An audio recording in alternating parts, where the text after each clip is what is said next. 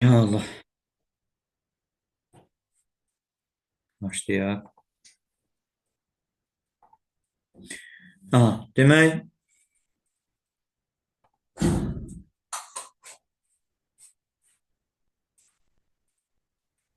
Aylin'e dedim, Aylin desin geldi. ha,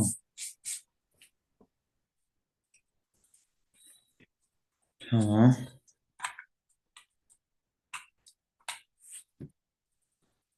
Deməli, bitkilərdə çoxalma. 7-ci sinif, ya təzə 7-ci sinif Dövlət İmtahan Mərkəzinin test kitabından bitkilərdə çoxalma bölməsi ilə başlayırıq.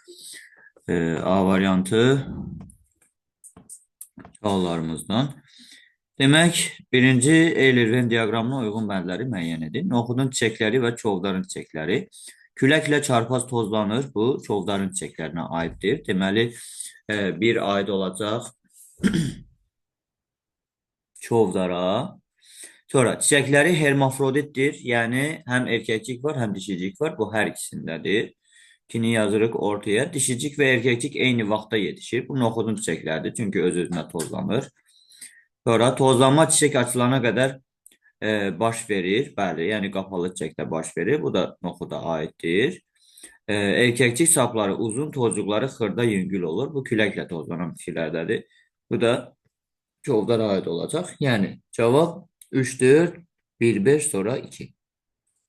Bu da B variantına uyğun gəlir. Davam edirik növbəti sualımızla. Növbəti sualımız. Aha. İkinci sual deyir ki, verilmiş sözlərin uyğun ardıcıllığından istifadə edərək mətni tamamlayın. Deməli, adətən yaşıl və ya qonur rəngli yarpaqlarından təşkil olunmuşdur. Görək, söhbət nədən gedir? O, çiçək yanlığının dairəsini əmələ gətirir, açılana qədər çiçəyin digər hissələrini mühitin əlverişli təsirindən qoruyur. Deməli, bu e, nəyə aiddir? Kasa yarpaqlarına aiddir. Kasacıq, yəni 4 gedəcək birincinə. Birincinə gedəcək 4.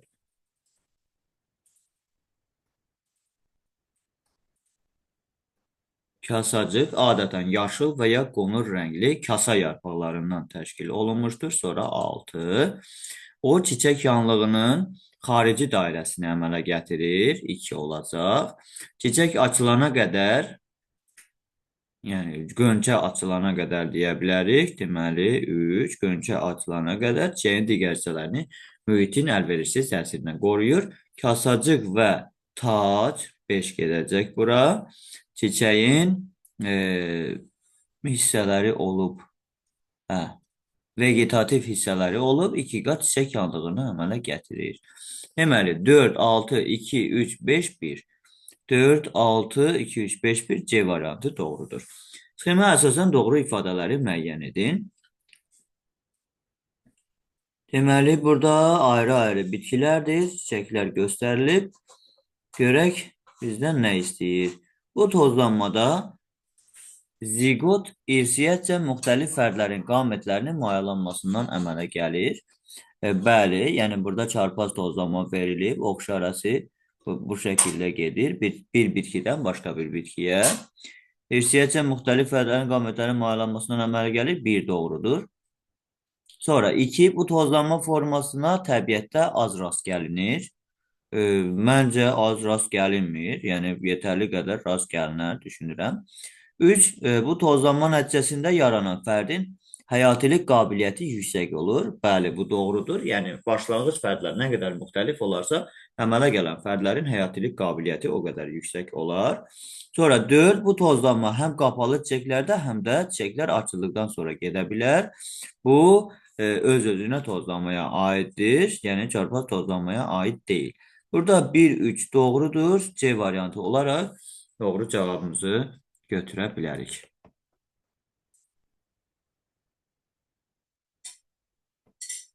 Tamam, davam edirik. Səhvən ekranı bağlamışdım. Deməli, növbəti sualımız dördüncü sual. Dördüncü sualda deyir ki, çiçəkdə tozlanmanın getməsindən meyvənin əmələ gəlməsinə qədər baş verən proseslərin ardıcıllığını müəyyən edin. Deməli, yəqin ki, əvvəl C olacaq. Yəni çünki çiçək hələ ki tam olaraq sağlamdır və C-dən sonra D olacaq. Yəni yavaş-yavaş ləçəklər qurumaya başlayır. Yəni tozlanma baş verib yavaş-yavaş yəni mayalanma meyvənin əmələ gəlməsinə doğru gedir. Daha sonra A bəndində meyvə kiçik formada əmələ gəlib, B bəndində isə tam olaraq yetişib. O cəhətdən düşünürəm C, D, A və B bəndləri ardıcıl olacaq. C, D, A, B-də D variantında verilmiştir. Doğru cevabımız dördüncü sualda D variantı. Devam edirik. Deməli, növbəti sualı. Növbəti sualımız 5-ci sual. Doğru ifadəni müəyyən edin. Deməli, A bəndində deyir ki, toxum çiçəkli bitkilərin vegetativ orqanıdır. Bu yanlışdır, generativdir. Lovyada toxumun qabığı bilavasitə ləpələri əhatə edir. Bu düşünürəm ki, doğrudur, amma yenə də digər variantlara baxaq. Toxumun rüşeym kökçüyündən zoğ inkişaf edir. Xeyr, əsas kök inkişaf edir.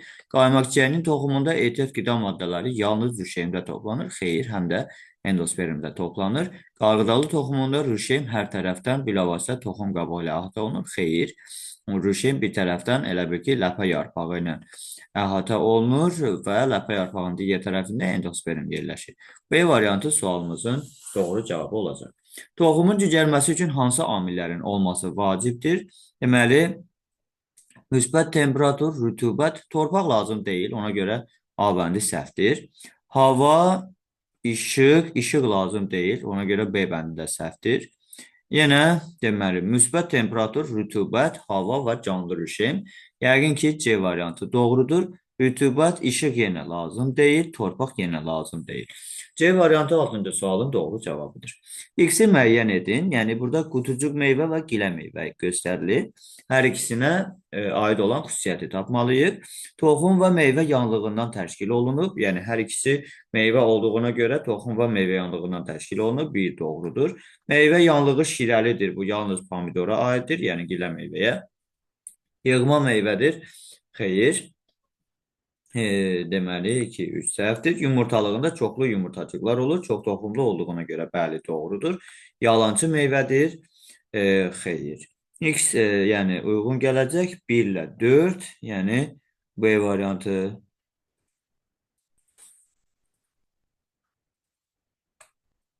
Davam edirik 8-ci sualımızda. 3 müxtəlif bitkinin meyvə və toxumlarının yayılma xüsusiyyətləri göstərilib. Şəkildə əsasən hansı ifadələr doğrudur? Deməli, birincidə qarmaqcıqlı meyvələr göstərilib. Bu, insan paltarı və yaxud heyvanın tükünə, yununa yapışaraq yayıla bilər. İkincidə şirəli meyvə verilib, səhv eləmirəmsə, böyürtkənə oxşuyur. Bu, heyvan tərəfindən yeyilərək yayılır. Üçüncüdə uçağanlı zəncirotun meyvəsi verilib. Bu da külək vasitəsilə yayılır. A şirəli meyvələri heyvanları cəlb edir. Bu yanlışdır. Yəni B-də heyvanları cəlb edir. B toxumları suda şişərək ağırlaşır və suyun dibinə çökür. Məncə yanlışdır. Amma şəkli tam yaxşı görmürəm. Bir də axırda düşünərik. C küləklə yayılmaq üçün uçağanlara malikdir. Bu doğrudur. B şirəli meyvələri toxumları özü ətrafa səpələyir. Xeyr. A. Toxumları qarmaqvari çıxıntılara malikdir. Burada 3 cavab lazım olduğuna görə 3-5 olanlara baxsaq. 3-5 olanlar bir dənə D variantında var. 2-3-5. Ola bilər ki, burada şəkil tam yaxşı görünmür. Deməli, C. Küləklə yayılmaq üçün uçağanlara malikdir. A. Toxumları qarmaqvari çıxıntılara malikdir. Yəni 3-5 düşünürəm doğrudur. 3-5 də yalnız D variantında var. Yəni ola bilər ki, burada suda yaşayan hər hansı bir bitki verilib.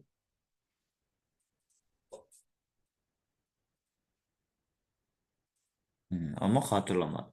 Yox, cavab D variantı. Devam edirik növbəti sualımız.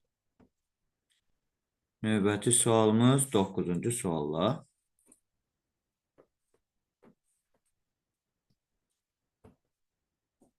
Deməli, şəklə əsasən hansı ifadələr doğrudur? Birində gövdə yumrusu verir, birində kökümsül, birində soğana. A. Kartof bitkisi bu yolla çoxalır. Bəli. B. Bitkisi şəklini dəyişmiş yerüstü vegetativ orqanlar çoxala bilir. Yerüstü deyil, yeraltıdır. Ona görə yanlışdır. C. Bitkisi gövdə yumrusu ilə çoxalır. Xeyr, soğanaqdır. B. İncitçəyi bitkisində bu çoxalma formasına rast gəlinir. Bəli, doğrudur. C. Bitkisi soğanaqla çoxalır. Bəli. 1, 4, 5 B variantı doğru cavabdır. Hansı ifadə doğru deyil? Çiçəksiz bitkilər toxumlar və ya sporlarla çoxala bilir. Toxumlar və ya çiçəksiz bitkilər toxumlar və ya sporlarla çoxala bilir. Bəli, doğrudur. Yəni çılpaq toxumlar toxumla, mamırlar, qıcılar, yosunlar isə sporla çoxalır. Bütün iynə yarpaqlar çılpaq toxumlu bitkilər adlandırılır. Məncə bu doğru deyil. Amma digər variantlara da baxaq, bəlkə doğru olar. Sporlarla çoxalan çiçəksiz bitkilərə mamırlar və qıcılar aiddir. Bu doğrudur. Həyatının müəyyən dövründə çiçək açan bitkilərə çiçəkli bitkilər deyilir. Doğrudur.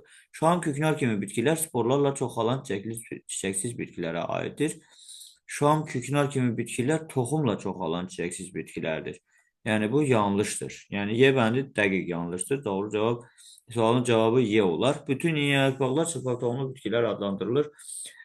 Ola bilər. Bütün yəni çılpaq toxumlarda yarpaqlar həm iynə şəkilli, həm pulcuq şəkilli, bəzilərində isə enli yarpaqlı olur. O cəhətdən bütün iynə yarpaqlar çılpaq toxumlar olar, amma bütün çılpaq toxumlar iynə yarpaqlı deyillər. D variantı 10-cu sualın cavabı. Devam edirik. 11-ci sualımız Venn diaqramı var. X-i müəyyən edin. Yarpaqların altında qonur rəngli sporangilər əmələ gəlir. Bu, yəqin ki, qıcıya aiddir. Protalın altında mayalama nəticəsində zigot əmələ gəlir. Sporlar cücərərək ilk cücərti protal əmələ gətirir. Deməli, burada qıcı bitkisindən söhbət gedir. D variantı sualın doğru cavabı.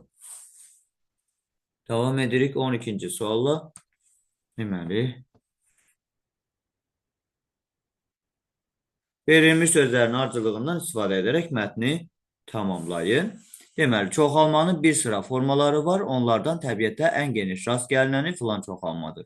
Vegetativ orqanlar vasitəsilə bitki fərdlərinin sayının artması vegetativ çoxalma adlanır. Yəni, bura 5 gedəcək. Çiçəkli bitkilər həm yerüstü, həm yeraltı vegetativ orqanlar və həmçinin onların şəkil dəyişmələri ilə çoxalır. Çiyələk bitkisi yerüstü bığcıqlar vasitəsilə çoxalır. İndi burada nə qaldı? Vegetativ sözü qaldı, qeyri-cinsi qaldı. Qeyri-cinsi çoxalmanın ən geniş bir sıra formaları var. Deməli, 4 yəqin ki, gedəcək. Birincinə, onların təbiətdə ən geniş rast gəlinəni vegetativ çoxalmadır. Vegetativ də gedəcək 3-ə. Sonra, yəni 4, 3, 5, 2, 1. 4, 3, 5, 2, 1 B variantına uyğun gəlir. Çovda çiçəklərində 30 erkəkcik olarsa, cəmi neçə çiçək pulcuğu olur?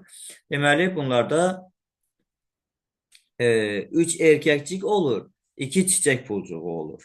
Əgər 3 erkəkcikə 2 çiçək pulcuğu uyğun gəlirsə, 30 erkəkciyə olacaq X. Buradan da X bərabərdir 20. Doğru cevabımız 20. 20 yeni qıcı bitkisinin yaranmasında iştirak edən dişi qamətlərin, erkək qamətlərin və ziqotların sayının cəmi nəyə bərabərdir? Deməli, yaranmasında iştirak edən dişi qamət. Hərəsi üçün bir dişi qamət, bir erkək qamət iştirak edir və ziqot. Və bir dənə də ziqot. Yəni, 20, yəni 1, 1, 1 olur. 20-yə də hərəsində 20 olar. 20 üstə gələk 20, üstə gələk 20. Bu da bərabərdir 60. Sonra şəkildə göstərilən tozlanma forması öz-özünə tozlanmadır. Aid olan əlamətləri müəyyən edin. Çiçəklər hermafroditdir. Bəli. Bu tozlanma formasında təbiətdə daha çox rast gəlinir. Məncə xeyr. Daha az rast gəlinir. Dişicik ağacığı erkəkcik tozluğundan yuxarıda yerləşir. Xeyr. Ya bərabər ya dişicik aşağıda olar. Çiçəyin reproduktiv hissələri adətən eyni vaxtda yetişir. Bəli, dişicik və erkəkcik eyni vaxtda yetişir. Çiçəklər həm bir cinsli, həm iki cinsli ola bilər. Xeyr, yalnız iki cinsli.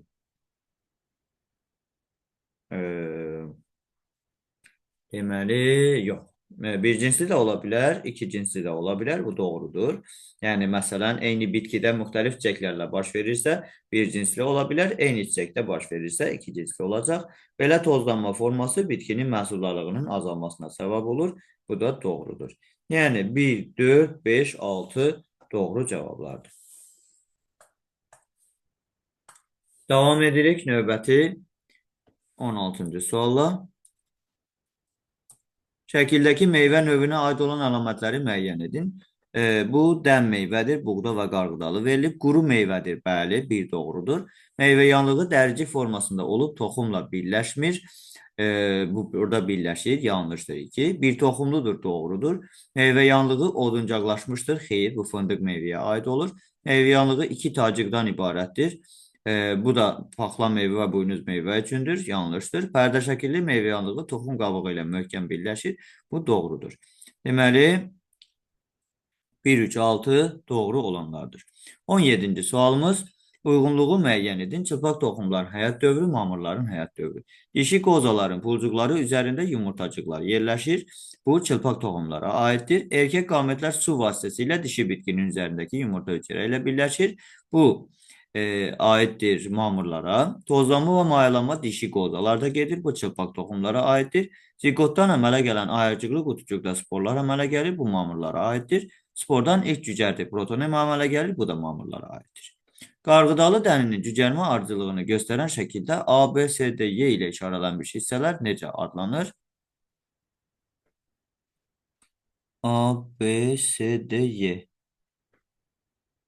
Deməli, bircə dəqiqə. Biz bunu böyüdək. Deməli,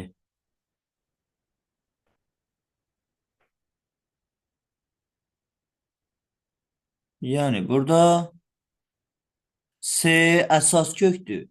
D yan kökdür. Y əlavə kökdür. A gövdədir. B isə yarpaqdır. Daha sonra davam edirik 19-cu sualımızla şəkildə çiçəkli bitkidə gedən hansı proses təsvir olunub? X, Y, Z ilə işarələnmiş hissələrin bu prosesdə rolu nədən ibarətdir? İkiqat mayalanma prosesi təsvir olunub. X tozcuq borusudur. Spermilərin yumurtacığa doğru istiqamətlənməsini təmin edir. Y vegetativ nüvədir. Vegetativ nüvə tozcuq borusunun əmələ gəlməsinə şərait yaradır. Yəni tozcuq borusunu əmələ gətirir. Z isə yəqin ki spermilərdir. Şəkil tam aydın olmadığı üçün dəqiq deyə bilmirəm. Amma yəqin ki spermilərdir. Spermilər də ikiqat mayalama prosesində, yəni yumurta hüceyrənin və mərkəzi hüceyrənin mayalanmasını təmin edir. 20-ci sualımız.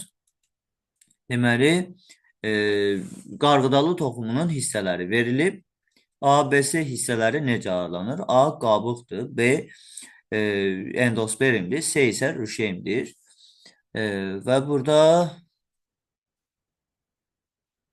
deməli, 1, 2, hanı 1? Bu hissələrin funksiyası C hansı hissələrdən təşkil olunmuşdur və bu hissələrin funksiyası nədir? Siz orada 1'i görürsünüz. Sanki 1 verilməyib.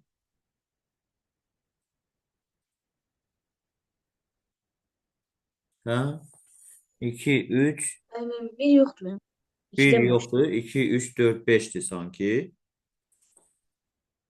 Deməli burada 2 ləpə yarpaq olacaq. 2 ləpə yarpaq olacaq. Sonra 3. 3 rüşem tomurcuğudur. 4 gövdəcikdir, rüşem gövdəciyi. 5 isə rüşem kökçüyü. Sonra davam edirik B variantı ilə Euler-Venn diaqramına əsasən uyğun bəndləri müəyyən edin. Deməli, çiçək vegetativ hissələrdən ibarətdir. Sadə çiçək yanlıqlıdır. Deməli, burada birinci çiçək ikiqat çiçək yanlıqlıdır. İkinci çiçək sadə çiçək yanlıqlıdır. O cəhətdən deməli, çiçək vegetativ hissələrə malikdir. Yəni, kasa yarpaqları və ləçəklərə malikdir. Bu 1-ə aiddir. Sadə çiçək yanlıqlıdır. Bu 2-yə aiddir. Hermafroditdir. Bu 3-ə. Hər ikisi hermafroditdir. İkiqat çiçək yanlıqlıdır. 4-ə, yəni 1-ə aiddir. Eyni cinsli yarpaqlardan ibarətdir. 2-yə aiddir. 1, 4, 2, 5, sonra 3 görək varmı? 1, 4,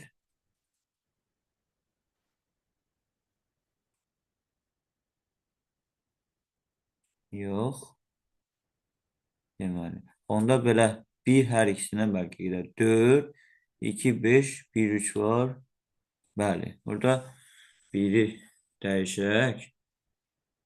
Deməli, 1-i dəyişək. Ortaya qoyaq. Deməli, birinciyə 4, ikinciyə 2, 5, üçüncüyə 1, 3. A variantı olacaq doğru cavabımız. Hansı ifadə doğru deyil? Şanagüllə bitkisinin tozlanması suyun iştirakı ilə baş verir. Səhv eləmirəmsə, bu doğrudur.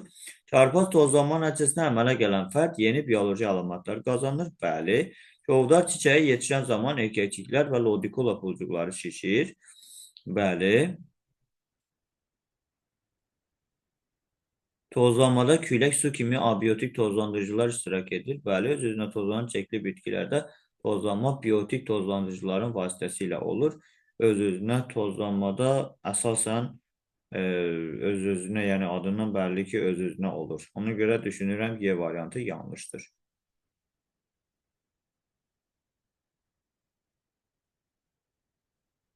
Sonra davam edək. Üçüncü sualla.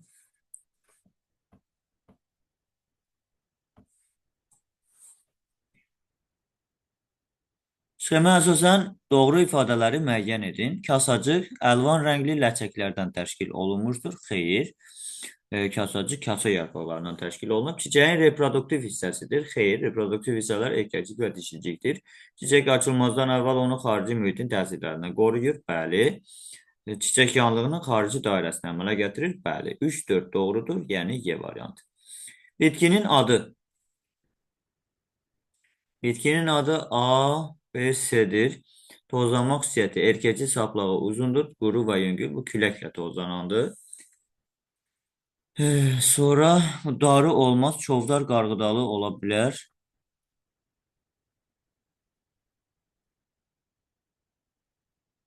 Çovdar qarğıdalı ola bilər. Deməli, çiçəklər əlvan rəngli nektarlı olur. Palıd deyil. Lupin ola bilər. Öz-özünə tozlanma çiçəklər açılana qədər baş verir. Bu buğdadır. C variantı olacaq doğru cavab.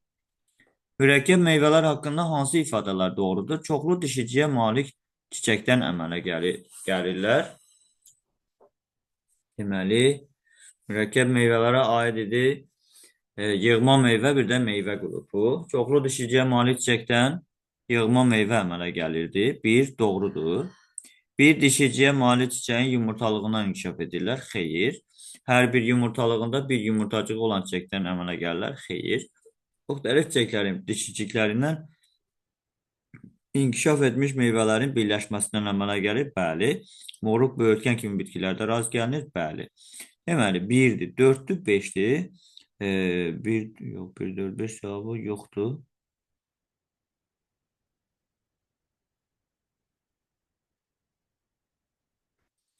Nəyə görə?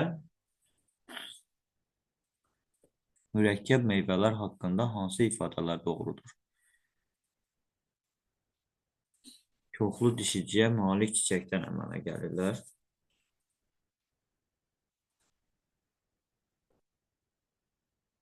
Hər bir yumurtalığında bir yumurtacığı olan çiçəkdən əmələ gələ bilərlər.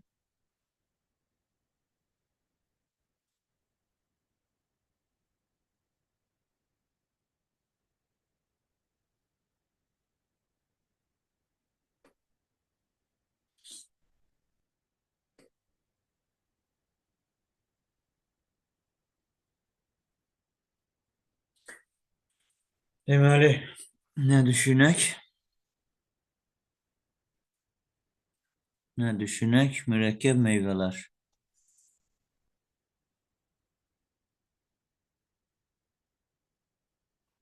Moruq böyütkəndə var idi də mürəkkəb meyvə. Moruq böyütkəndə yığma meyvə olmalıydı, elə idi.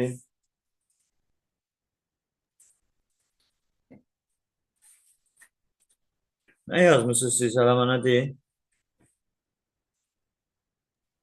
Mehmetçe yazmış.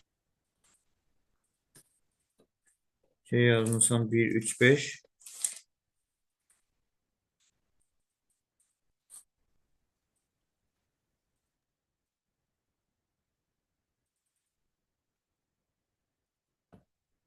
Şey yazıbsan.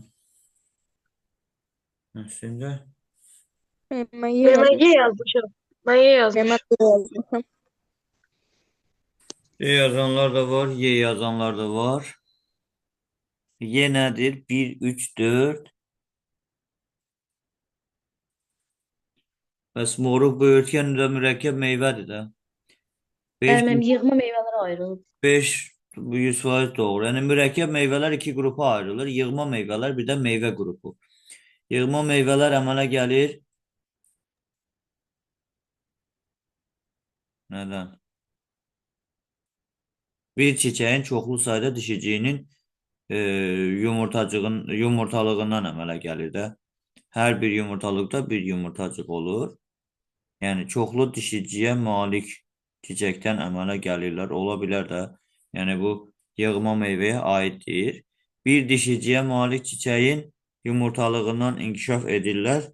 Xeyr. Yəni 2 olan variantları qoymalı kənara. Ya 1 3 4-dür ya 1 3 5-dir. İndi burada 4 ilə 5-i gərək ayırd eləyək də. Ya 1 3 4-dür ya 1 3 5. Müxtəlif çiçəklərin dişiciklərindən inkişaf etmiş meyvələrin birləşməsindən əmələ gəlir.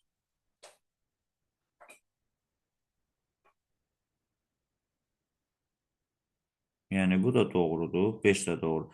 Məncə burada 1 3 4 5 4-ündən 4-ü də doğrudur. Bir dənə 2 doğru deyil.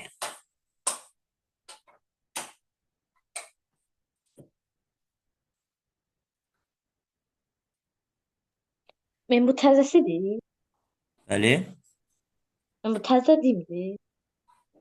Təzə deyəndə bəli sizin dərsliyə əsasən olan dimdir də. Köhnə dimlərdə bu bölmələr yoxdur ki.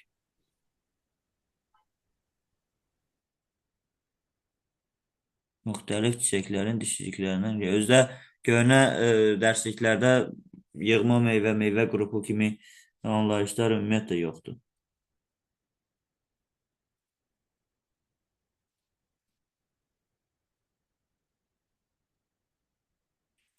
Burada mən seçmək istəyirəm C variantını. Niyə C variantını? Biraz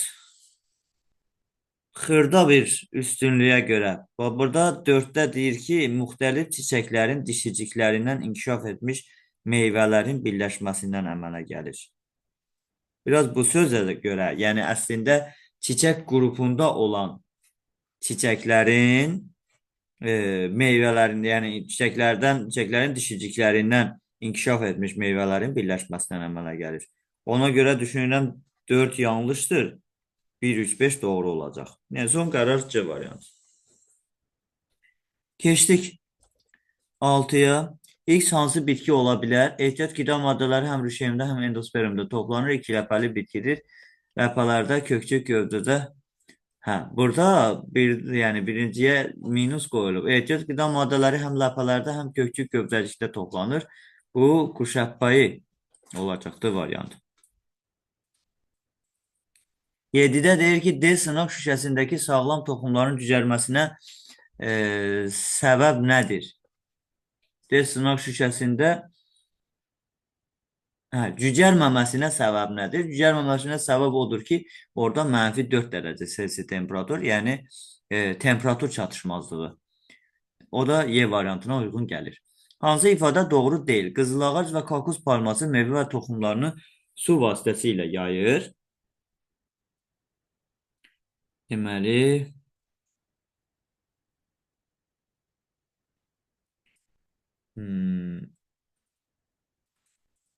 olar, bu doğrudur. Böyütkən quş armudu kimi bitkilərin yetişmiş meyvələri heyvanların tüklərinə yapışaraq, bu yanlışdır da, çünki heyvanlar bunu yeyirlər. B variantı yanlışdır. İtxiyarı bitkisinin yetişmiş meyvələri partlayaraq toxumlarını seliklə birlikdə ətrafa atır. Bu doğrudur. Ağcaqayın bitkisinin meyvələrindəki qanacıqlar onun uzaq məsafələrə uçmasını təmin edir. Bəli. Söyüd bitkisinin toxumları uzaq məsafələrə uçmaq üçün tükçüklərə malikdir. Bu da doğrudur. Cavab B variantı. Davam edirik 9'da pişikdili bitkisinin toxumları üçün doğru ifadələri. Küləklə yayılmağa uyğunlaşıb. Xeyr, bu heyvan və insan vasitəsilə yayılmağa uyğunlaşıb. Toxumların yayılması heyvanların iştirakı ilə gedir. Bəli. Toxum qanadcığa malikdir. Xeyr, qarmaqcığa malikdir. Toxum qarmaqcıqlar vasitəsilə uzaq məsafələrə yayılır. 2, 4. Elə 2, 4 olur da. Toxumlar su vasitəsilə yayılır. Xeyr. B variantı doğru cavab. Sonra, şəkildəki proseslər ardıcıllığını necə adlandırmaq olar? Həyat dövrü. Bitkinin həyat dövrü. Cavab C variantı. 11-ci sualımız. Demək, bizə nə deyir? A, B, C bitkilərini müəyyən edin. Gövdə çilikləri ilə sayı artırılır. Yeni bitki kökümsü üzərindəki tumurcuqdan inkişaf edir, soğanaqla çoxalır.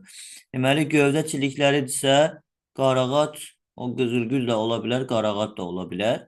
Kökümsov çiyələk olmaz, inci çiçəyi ola bilər. Soğanaq, nərgiz. D variantı 11-ci sualın doğru cavabı. 12-ci sualımız. Cücərən toxumlar həyat qabiliyyəti sürətlənir. Deməli, rüşeymlərinin tənəffüsü zəifləyir. Xeyr, tənəffüs güclənir. Rüşeymlərinin qidalanması sürətlənir. Deməli, qapalı qabda uzun müddət saxlanıldıqda rüşeym sürətlə inkişaf edir.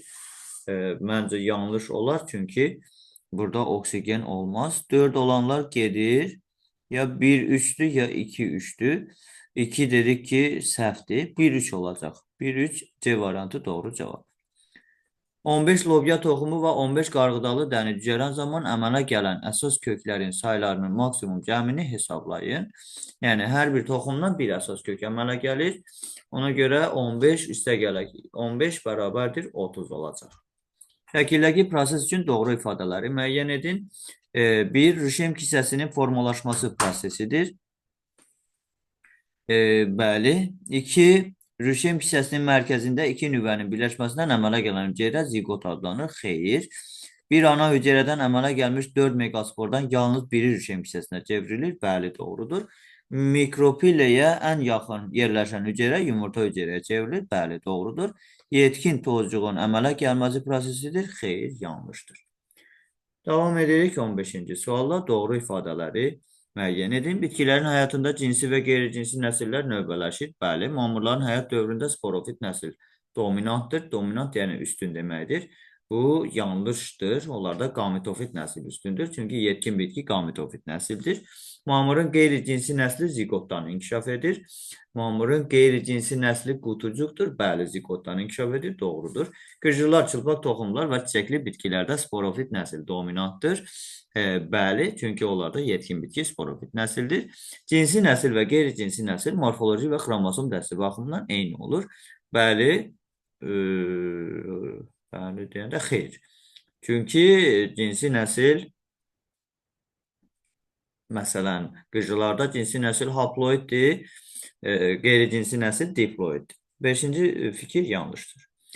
16-cı sualımız, doğru ifadələri müəyyən edin. Toxumun cücərməsi onun canlı rüşeyminin yeni bitkiyə çevrilməsi prosesidir. Bəli. Toxumun rüşeym kökündən yan kök, xeyr, əsas kök əmələ gəlir. Toxumları nəm, qapalı mühitdə saxlamaq lazımdır. Xeyr, yəni xarab olmaması üçün quru mühitdə saxlamaq lazımdır. Toxumun cücərməsi üçün onun zədələnməmiş rüşeymi olmalıdır. Bəli. Toxum cücərən zaman istilik ayrılır. Bəli, tənəffüs sürətləndiyi üçün istilik ayrılır. 17-ci sual. Çiyələk və inci çiçəyi müqayisə olunur. Meyvələri qurudur, meyvələri qurudur çiyələkdə, fındıqça meyvə olduğu üçün.